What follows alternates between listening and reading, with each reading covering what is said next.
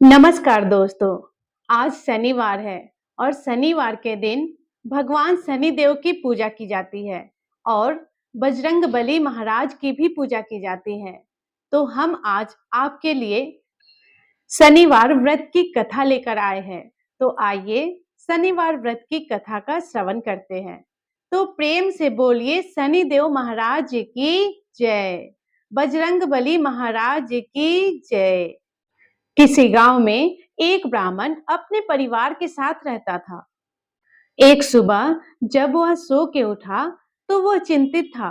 तो उसकी पत्नी ने पूछा, आप इतना चिंतित क्यों है? तब ब्राह्मण ने कहा कि आजकल रोज मुझे एक व्यक्ति नीले कपड़े पहने हुए दिखता है और कहता है मैं तुझे लगूंगा। यह सुनकर उसकी पत्नी बोली, ये तो शनिदेव है और आप पर शनि की दशा लगने वाली है। अब जब वो सपने में आए तो कहना कि लग जाओ, लेकिन सवा पहर की ज्यादा से हाँ मत कहना। अगले दिन फिर ब्राह्मण को रात में वही सपना आया।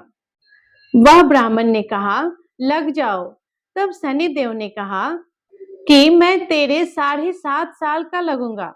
तब ब्राह्मण बोला, नहीं शनिदेव महाराज, ये तो मुझसे सहन नहीं होगा।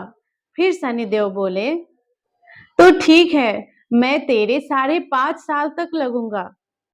फिर ब्राह्मण ने बोला, नहीं महाराज, ये भी नहीं। फिर शनिदेव ने कहा कि ठीक है, मैं तेरे 2.5 बरस लगूंगा। तब फिर ब्राह्मण ने कहा कि नहीं महाराज, मैं ये नहीं झेल पाऊंगा।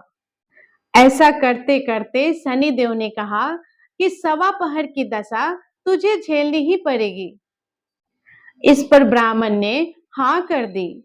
सुबह उठकर ब्राह्मण ने सारी बात अपनी पत्नी को बताई और बोला, मुझे सवा पहर की दशा लग गई है। तू मुझे सोने के 2 टके दे दे। मैं जंगल में जाता हूँ और वहां बैठकर पूजा पाठ करूंगा और समय होते ही मैं वापस आ जाऊंगा। तू घर पर ही रहना, बच्चों को बाहर मत जाने देना, किसी से झगड़ा मत करना। ऐसा कहकर ब्राह्मण जंगल में चला गया। वहां पूजा पाठ करने लगा। एक प्रहर बीत गया। ब्राह्मण ने सोचा कि एक प्रहर तो बीत गया, अब थोड़ी ही देर बचा है, ये तो रास्ते में ही बीत जाएगा। ऐसा सोचकर वह घर की ओर चल पड़ा। परंतु शनि की दशा से कौन बच सका है? शनि देव ने रास्ते में मतीरे लगा दिए। ब्राह्मण ने सोचा, बच्चे के लिए मतीरे ले चलता हूँ। ब्राह्मण ने माली को आवाज लगाई, पर वहां पे माली नहीं आया। तब ब्राह्मण ने एक सोने के टके वहां रखकर 2 मतीरे तोड़ लिए और उसे थैले में रखकर वहां से चल दिए। तब शनिदेव राजा के सैनिक का भेष धरकर वहां आ गए और बोले, ये तेरे थैले में क्या है? तब ब्राह्मण बोला, मतीरे तोड़ के लाया हूं। तब वो सैनिक बोले, तो इसे खोल के दिखा। जैसे ही सैनिकों ने थैलों को खोला, वैसे ही उसे राजा के 2 पुत्रों के सर दिखे। तब वो ब्राह्मण को पकड़कर राजा के पास ले गए। तब सैनिक ने बोला कि इसने आपके दोनों पुत्रों को मार डाला है। इस थैले में उनके सिर है।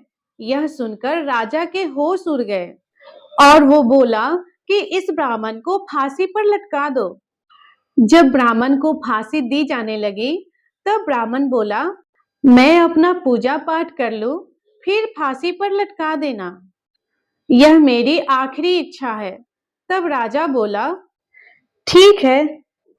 अब ब्राह्मण के दशा का जो थोड़ा समय बचा था, वो उसके पूजा पाठ करने में पूरा हो गया।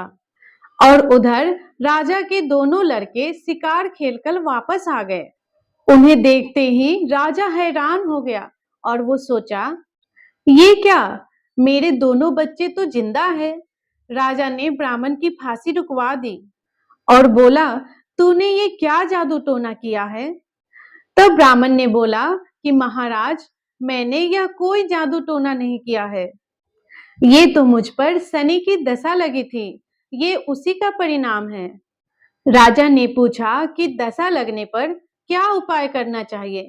तब ब्राह्मण ने कहा, यदि राजा की दशा लगे तो काले हाथी का दान करना चाहिए। किसी सेठ या साहूकार को लगे तो काले घोड़े को दान करना चाहिए। साधारण गृहस्थ को लगे तो वो काले कुत्ते को तेल से चुपड़ी रोटी खिलाए। पीपल में जल सींचे और कथा कहानी कहे और सुने। इसके बाद राजा ने ब्राह्मण को छोड़ दिया। ब्राह्मण जब घर पहुंचा तो उसकी पत्नी ने पूछा कि थैले में क्या लाए हो। तब ब्राह्मण ने बोला कि मैं मतीरे लाया हूँ अपने बच्चों के लिए। जब ब्राह्मणी ने थैलों को खोल के देखा तो मतीरे की जगह धन दौलत भरा हुआ था। तब पत्नी ने पूछा कि इतना धन कहाँ से लाए हो? आपको तो शनि की दशा लगी थी। तब ब्राह्मण बोला, जब दशा लगी तो मतीरे की जगह सिर कर दिए गए, फांसी पर चढ़ाने के लिए तैयार किए गए। जब दशा उतरी तो मतीरों की जगह धन दौलत हो गए। हे शनिदेव महाराज, जैसी हालत ब्राह्मण की लगती दशा में करी, वैसी हालत किसी का ना करना, और जैसी दशा उतरते करी वैसे ही सभी का करना। तो प्रेम से बोलिए शनिदेव महाराज की जय, पवन पुत्र हनुमान की जय। तो प्रिय श्रोताओं, ये थी शनिवार व्रत की कथा। यदि यह कथा आपको पसंद आई हो तो वीडियो को लाइक कर दीजिएगा और कमेंट में जय शनिदेव महाराज अवश्य लिखिएगा। और अगर आप चैनल पे नए हैं तो चैनल को सब्सक्राइब कर लीजिएगा। जय शनिदेव महाराज। धन्यवाद।